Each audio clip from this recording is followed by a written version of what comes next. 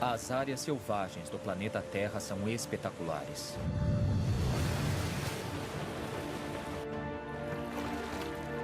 Mas uma espécie nunca consta nas imagens. Nós. Sou o Dr. M. Sanjan. Sou cientista e conservacionista. Dediquei os últimos 25 anos da minha vida ao estudo e proteção da vida selvagem, que eu adoro. Calma, amigo.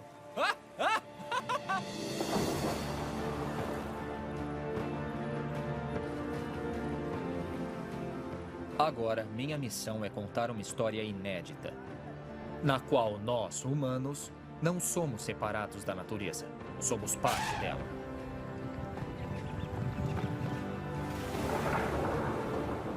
E nada faz com que dependamos mais da natureza do que nossa sede por água. Aprendemos de um jeito difícil que, se interrompermos demais o fluxo de água, a vida selvagem e os humanos sofrem. Eu tô com calor. Vou desmaiar. Mas em minha jornada, estou descobrindo que, se mudarmos de perspectiva, podemos restaurar a cadência natural da água. Está vendo isso?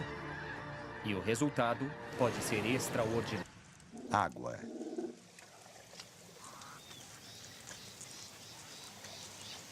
No nordeste do Quênia, chove pouco ou nada durante metade do ano. Durante este período de seca, os animais enfrentam uma dura realidade. Distrito de Samburu, Quênia. Encontrar água ou morrer. O problema é que centenas de quilômetros de rios aqui secam.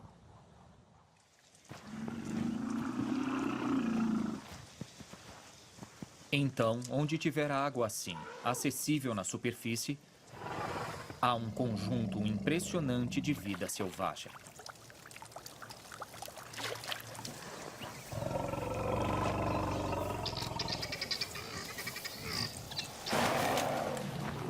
A água é tão vital que até inimigos naturais declaram trégua para bebê-la.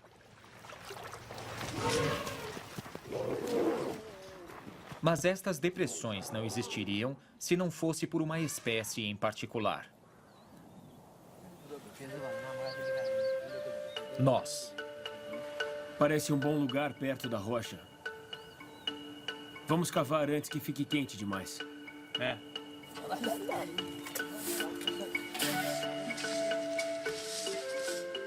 Há séculos, pessoas como esses guerreiros Samburu conhecem um segredo.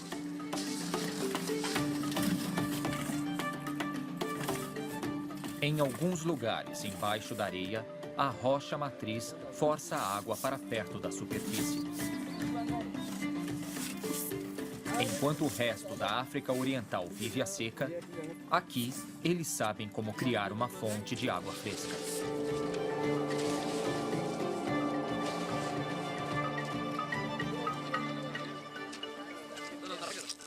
Os poços não são para as pessoas.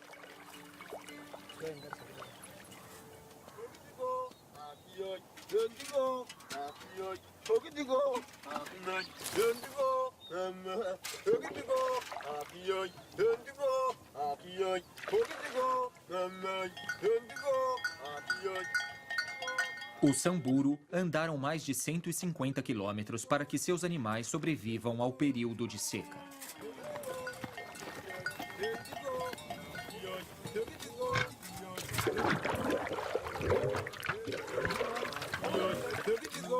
Com vários poços e, por vezes, centenas de vacas, é importante ser organizado. Assim, cada pastor administra seu poço e canta sua própria canção.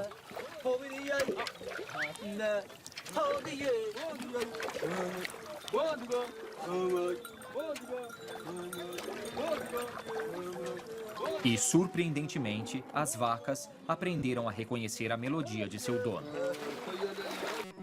As pessoas criticaram o trabalho, dizendo que o que ele estava fazendo não era bom, ia contra as regras. Eles disseram que ele era louco. Disseram que eu estava prejudicando a tradição. Estas palavras não me machucaram. O chefe da minha família disse a mesma coisa. Todo mundo riu. Mas eu fiquei calado. O jovem Iacuba percebeu que antes de a chuva vir, ele precisava estar pronto para capturar o máximo possível de água no solo. Cortando a terra dura como concreto, Iacuba cavou buracos largos e os encheu de esterco e lixo. Ele recrutou um aliado nada comum.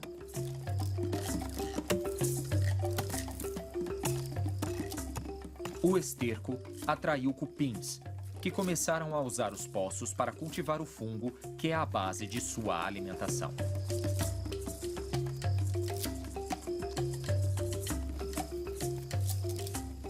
Ao fazer isso, eles cavaram uma rede de pequenos túneis no solo, que serviram para o objetivo de Iacuba.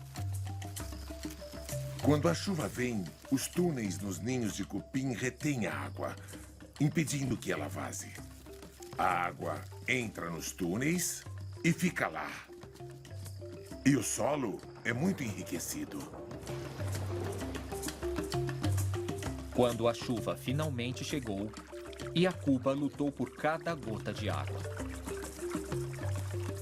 Ele construiu muros baixos para retardar o escoamento e, em vez de realizar apenas o plantio de culturas, Iacuba também plantou árvores. Mas os moradores continuaram hostis, chamando Iacuba de o idiota da aldeia. Depois de ser ridicularizado por anos por causa de seu método de cultivo, a aliança de Iacuba Sauadogo com plantas selvagens e animais valeu a pena. Por mais de 4 décadas, as árvores que ele plantou encorajou pássaros, que trouxeram sementes para mais árvores. O deserto de Iacuba começou a parecer uma floresta. Esta é minha primeira árvore. Eu a plantei há 38 anos. É impossível falar sobre a importância dela. As árvores bombeiam a vida no mundo. A floresta de Iacuba transforma o microclima. Ela bloqueia o vento e fornece sombra. E, crucialmente, aumenta o lençol freático, mantendo a vida ao dar água para o solo.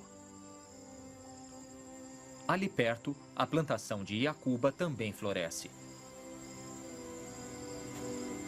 E ele não é mais o idiota da aldeia.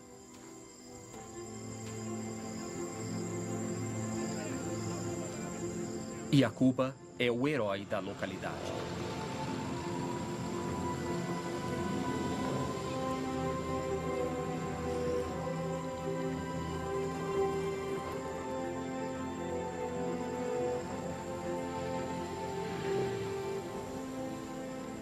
Na época da colheita, a aldeia toda se une a ele para colher painço.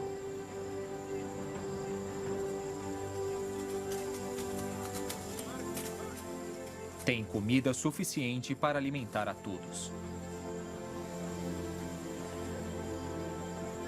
A ideia de Iacuba fez tanto sucesso que seus métodos são ensinados por todo o Sahel, e suas ideias foram creditadas por ajudar a Nigéria durante as recentes crises de fome.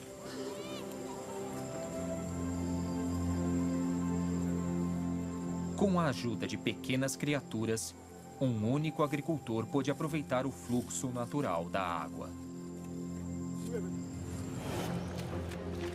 Desde os primórdios da civilização, esta habilidade de manipular água fresca é a chave de nosso sucesso como espécie.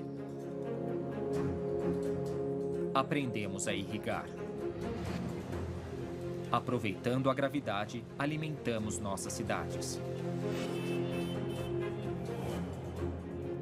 E ao longo dos séculos, nosso controle sobre a água fresca do mundo cresceu. Podemos usar a água para dar energia ao mundo. O excessivo da água libertou forças além de nosso controle, e provocou um dos piores desastres ambientais moldados pelo homem.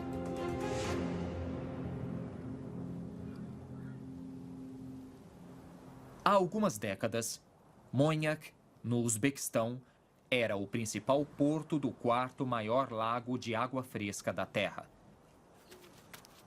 Tão grande que é chamado de mar. Mas hoje em dia, as crianças daqui nunca viram a água dele. Mar de Aral, Uzbequistão. O que sobrou do lago fica a 150 quilômetros daqui.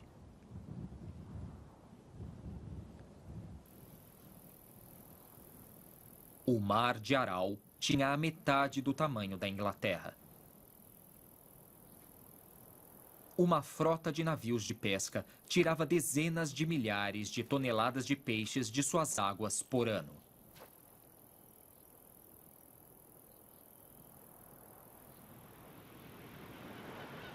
Para um lago desse tamanho desaparecer, deveria levar milênios, não décadas. Como isso aconteceu? Para ver todo o contexto, preciso encontrar o que sobrou da água. É mais fácil falar do que fazer. Equipes de filmagem não são bem-vindas nesta ex-república soviética. Talvez tenha gente aqui, então... Nos disfarçamos como turistas. É melhor abaixar isso. Nós estamos disfarçados como turistas. Por favor. O governo daqui é sensível. Bom, vamos lá. Tudo se resume àquilo ali. E nega obrigar crianças a trabalhar em campos de algodão. É isso. Aqui, uma bola de algodão na minha mão. O Mar de Aral está seco por causa do algodão. Nos anos 60, os líderes soviéticos queriam que esta região se tornasse a maior exportadora do mundo deste ouro branco. Então, engenheiros desviaram os dois maiores rios que alimentavam o Mar de Aral para canais de irrigação. Mas a seca dos rios sozinha não explica a escala e o ritmo da destruição. Nós libertamos outras forças. A prova disso deve estar na beira da água.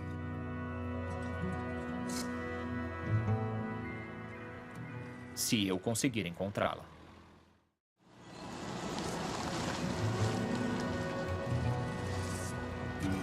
Estamos entrando cada vez mais nesse lago seco para tentar encontrar água. Faz horas que estamos dirigindo nesse vazio seco e plano. –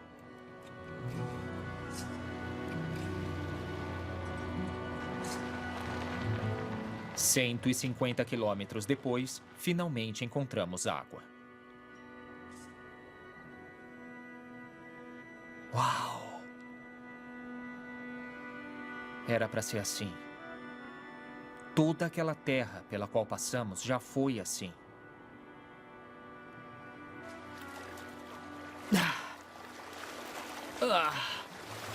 Meu Deus! A própria água contém evidências para o que aconteceu aqui. Ah, meu Deus! Se você beber esta água, não tem gosto de nenhum outro mar que eu já provei. É horrível, ela é salgada demais. Há 50 anos, o Mar de Aral era quase fresco para beber.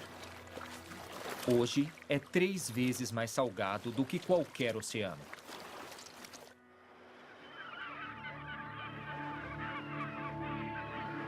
O que aconteceu com toda a água fresca?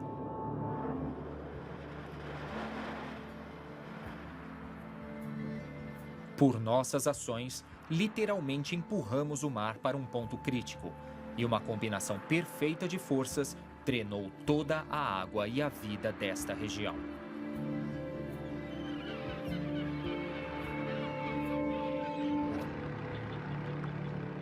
A história começa nos anos 70, quando engenheiros soviéticos desviam os rios para a irrigação.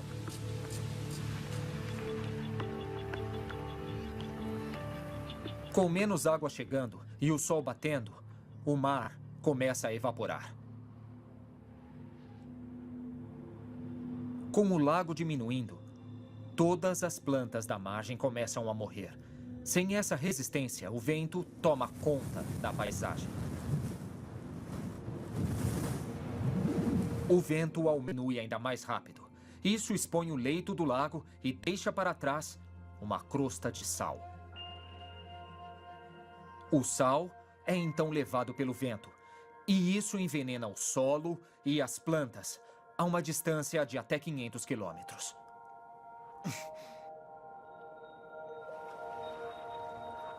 E as coisas continuam piorando. A diminuição do lago provoca uma mudança climática.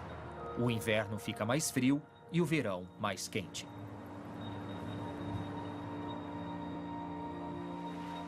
O Mar de Aral é agora uma espiral morta.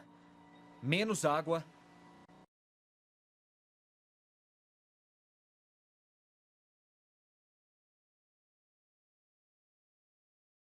A quantidade de água perdida em cerca de 40 anos é simplesmente estarrecedora. O nível de água está aqui agora, mas quando eu nasci, ele estava muito acima da minha cabeça. 6 vezes acima da minha cabeça. Não vamos conseguir recuperar aquela água fresca em pouco tempo. Também é improvável ver as centenas de espécies de peixes, aves e mamíferos que desapareceram, alguns para sempre.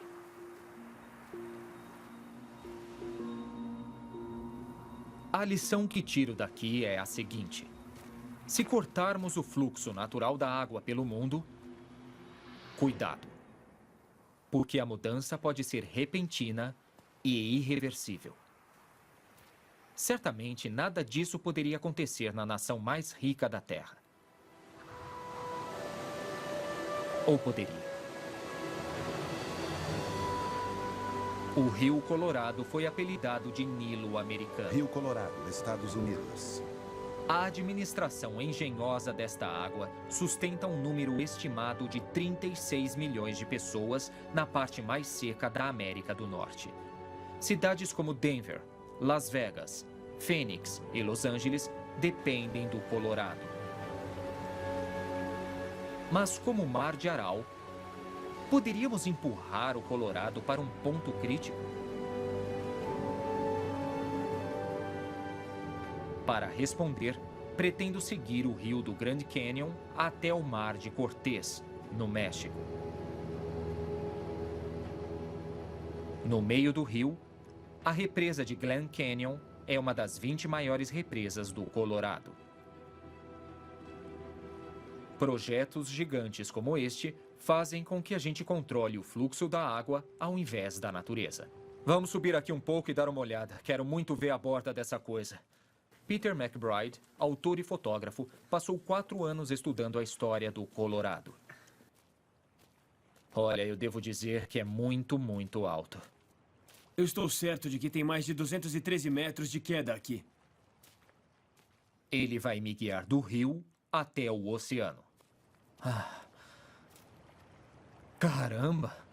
Quando comecei a prestar atenção neste rio, não sabia o que ele tinha virado e parece que ninguém sabia o que aconteceu rio abaixo. Todos se preocupam apenas com sua água e a montante.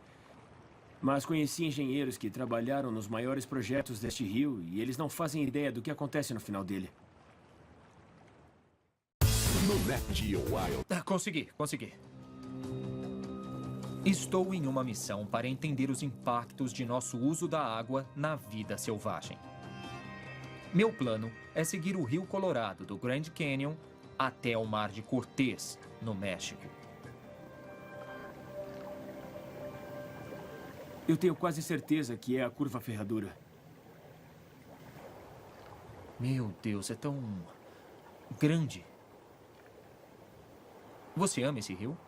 Amo, mas estou preocupado com o que ele virou, principalmente rio abaixo. Este rio já abriu uma fenda em uma rocha de 1,5 km de profundidade.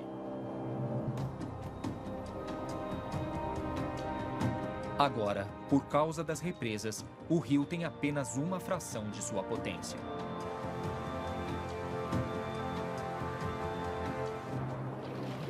O caiaque é muito lento, então vamos dirigir por uma parte do caminho. Conheça a besta. Vamos lá. Depois do Grand Canyon, passamos por dezenas de grandes projetos que dividem o rio Colorado. Bombas levam a água para Phoenix, Tucson e Los Angeles.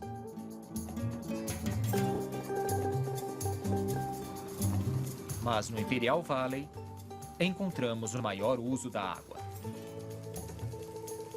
a agricultura. Aí está o rio. Toda essa água do rio? Sério? Mais de 70% do rio vai para a agricultura. Essa água vem direto do Grand Canyon. A gente estava nela há 2 dias e agora ela está irrigando alface. Esta área produz todo o sustento de alface para os Estados Unidos nos meses de inverno. Então não importa onde você more nos Estados Unidos, você come o Rio Colorado. É preciso comer. É preciso ter comida.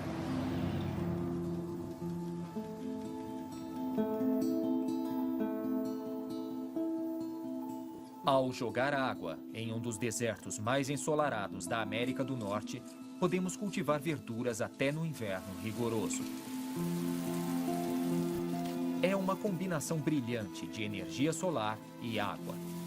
Os agricultores daqui fornecem 80% dos vegetais dos Estados Unidos no inverno.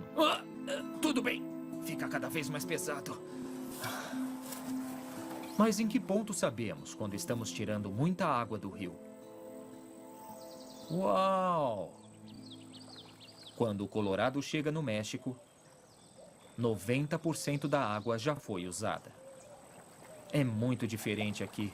Difícil acreditar que é o mesmo rio. O que é difícil de acreditar é que ele parece muito limpo aqui. Sei. Mas dizem que Não, quando não, alcançarmos a não fronteira, fala ele isso. vai ter sido usado 8 vezes. Não fala isso.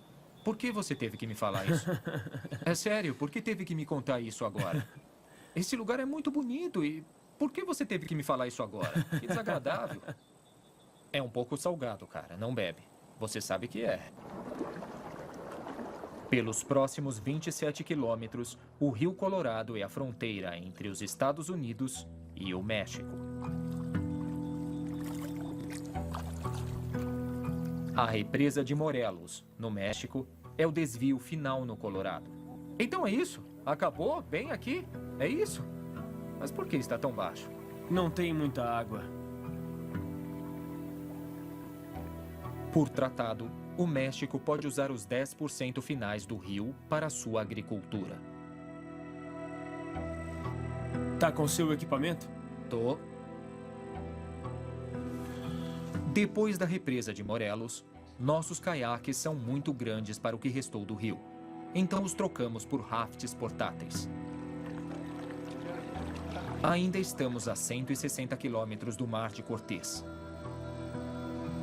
Olha, eu continuo sem acreditar que esse é o final do Colorado. A maioria dos rios fica maior quando eles se aproximam do mar. E esse fica bem menor, entende? Está ficando mais raso. Há 100 anos, navios a vapor navegavam por este canal. Sério? Uau! O rio vai acabar a qualquer hora.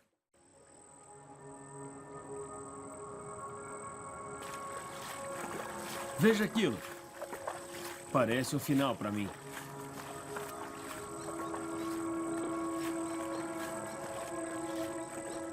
Nossa! É água do Grand Canyon. E é como observar tartarugas bebês indo para o mar.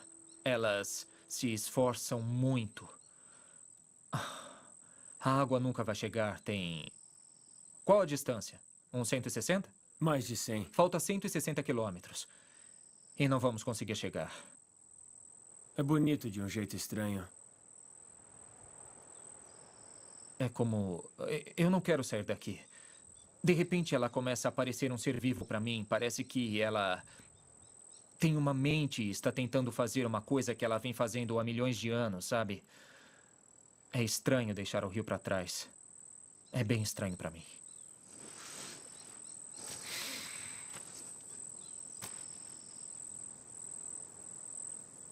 Tá bom. Como planejado, vamos seguir o caminho antigo do rio até o Mar de Cortez. Com água ou sem água. Isto já foi o maior deserto estuário da América do Norte. É isso. Esta é uma história de escolha. Alimentamos uma nação, mas por um preço. Há um século, havia 8.000 quilômetros quadrados de áreas úmidas aqui. Era a casa de inúmeras aves, mamíferos e jaguares até caçavam aqui. Uma comunidade de 20.000 americanos nativos pescava e caçava neste delta. Tudo isso secou e desapareceu. O que mais me choca é que, como a maioria das pessoas, eu não sabia que esta era uma escolha que eu estava fazendo. Se o Grand Canyon secasse, as pessoas se desesperariam. Seria uma afronta. Assim mesmo, essas pessoas não fazem ideia de que este rio onde estamos é o mesmo que aquele. E este é exatamente o mesmo rio. E isso me deixa um pouco indignado. Como é que fomos chegar a este ponto, entende? O rio Colorado fluiu para o mar por 6 milhões de anos.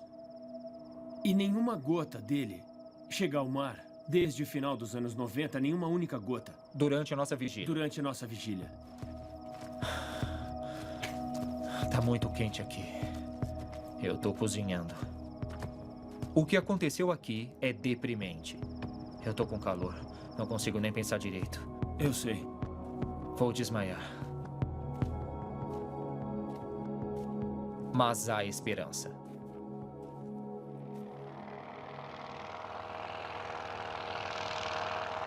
Quando acho que não consigo mais andar, o amigo de Pete, Will, vem nos resgatar. Será que é ele? É o Will.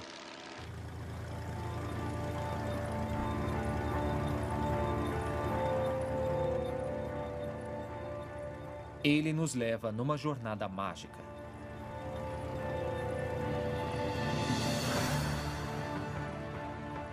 Porque escondida no meio deste delta seco existe uma joia, uma esmeralda. Nossa, olhem aquilo. La Ciénega de Santa Clara, México. Uma área úmida esquecida, chamada La Ciénega de Santa Clara. De repente eu sinto como se estivesse no topo do Everglades. Não vejo tanta água desde o Grand Canyon. É assim que toda esta área teria sido há 100 anos. Uau! Olhem aqueles pássaros lá embaixo.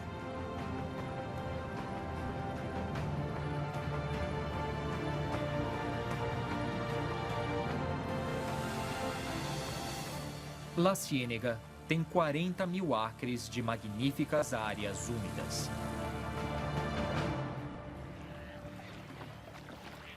Apesar de ser só uma fração do estuário original, ela está cheia de vida selvagem, incluindo várias espécies ameaçadas. Mas o mais incrível sobre este lugar é como ele chegou aqui.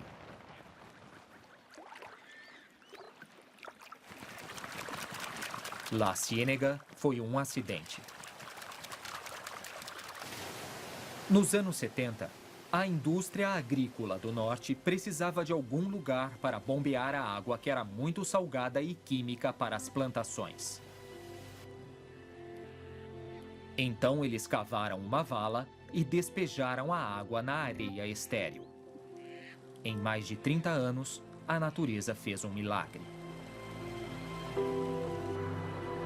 Sementes de taboa foram trazidas pelo vento e começaram a florescer na água. Suas raízes bombearam oxigênio no solo, que alimentou os micróbios que tiraram os venenos da água. Depois de um tempo, a água foi limpa. E logo, pássaros começaram a se aninhar nos juncos e os peixes a nadar nas lagoas. Não dá para não sentir um enorme senso de possibilidade. Possibilidades infinitas. Se isso aconteceu por acidente, imagine o que pode acontecer com um pouco de ajuda, com um pouco de esforço, com um pouco de premeditação.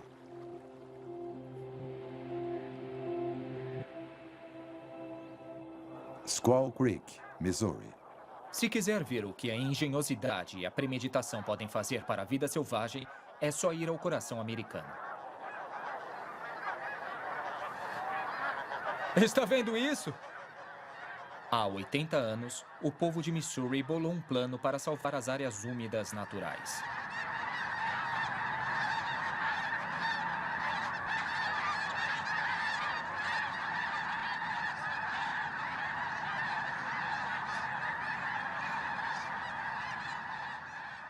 Hoje, o resultado é um espetáculo que vai de horizonte a horizonte.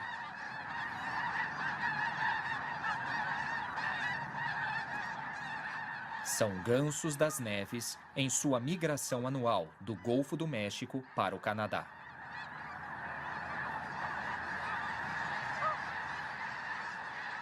– 1.200.000 gansos.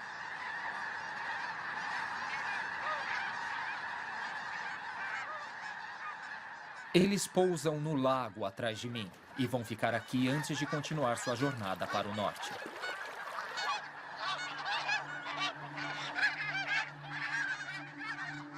É um espetáculo que, honestamente, compete com as coisas mais bonitas que eu já vi em toda a minha vida.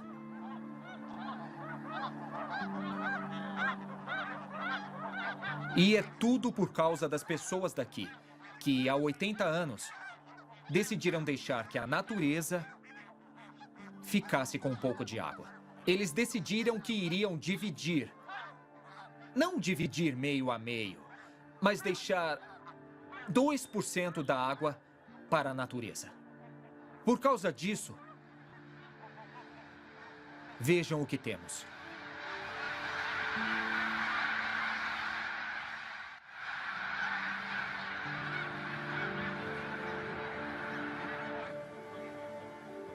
O Squaw Creek National Wildlife Refuge foi iniciado em 1935, quando cidadãos locais ficaram preocupados que o país estava perdendo suas aves migratórias. Apesar de o país estar no meio da Grande Depressão, eles cavaram valas e construíram represas.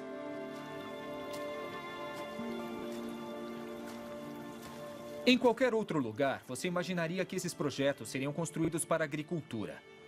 Mas aqui é para a vida selvagem. E você percebe que todo aquele poder da engenharia que temos, se invertido, pode beneficiar também a natureza.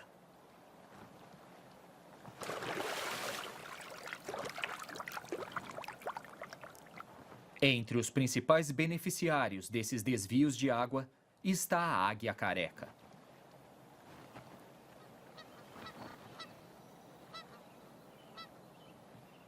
Mais de 150 águias carecas migram para o Squaw Creek, porque é um bom lugar para encontrar comida. Este jovem ainda não desenvolveu sua cabeça branca e seu bico dourado. Mas é hora de aprender a caçar.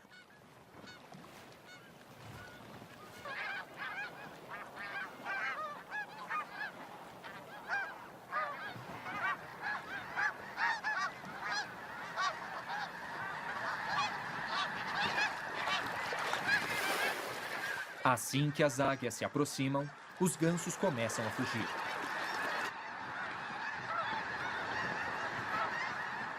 No caos, é difícil diferenciar amigo de inimigo.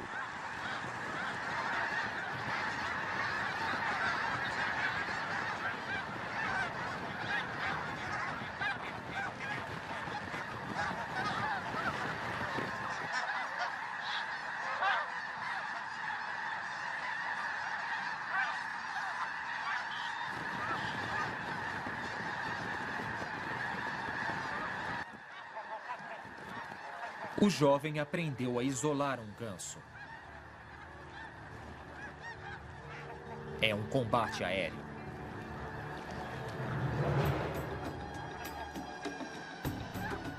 O ganso das neves tem manobras de fuga espetaculares.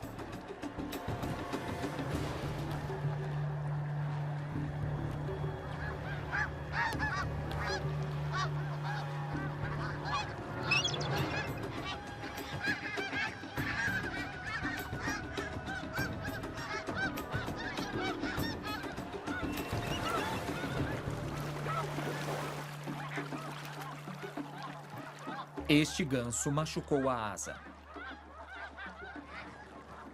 o que dá à águia a chance que ela precisa.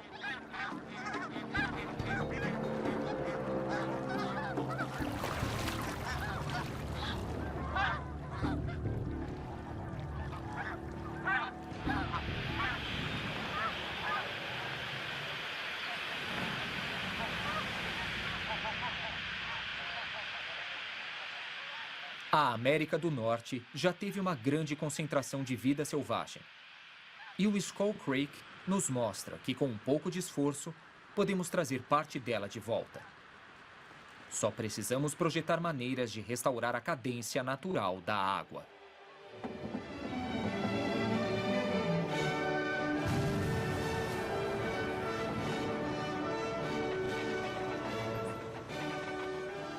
Pelos Estados Unidos, há represas que deixaram de ser úteis.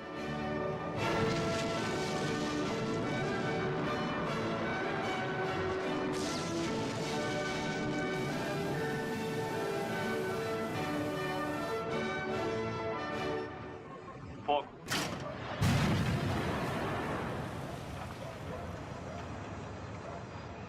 Removendo-as, podemos reconectar os rios aos mares. Assim, espécies como salmões e trutas prateadas poderiam nadar contra a correnteza para a desova.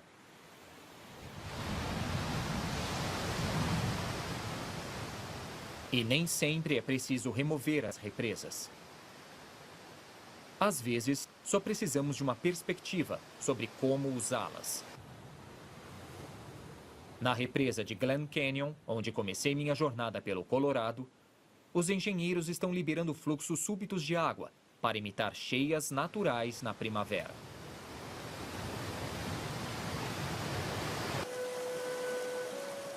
O aumento repentino libera sedimentos e cria o tipo de habitat na margem que existia naturalmente antes da barragem.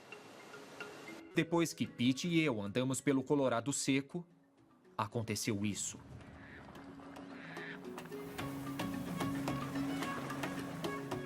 Conservacionistas convenceram os Estados Unidos e o México a deixarem um pulso de água anual fluir da represa Morales até o Colorado.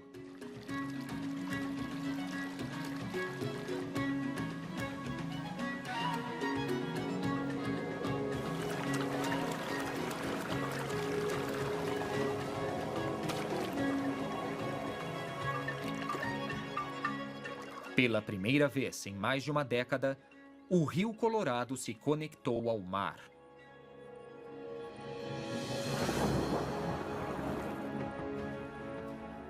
Eu vi como, se não formos cuidadosos com a água, podemos desencadear uma espiral de destruição. Mas, da mesma forma, se dividirmos nossa água com a natureza, podemos iniciar uma explosão de vida. Isso me dá esperança de que a água não precisa dividir as pessoas e a natureza. A água, se compartilhada, pode ser aquele lugar incrível.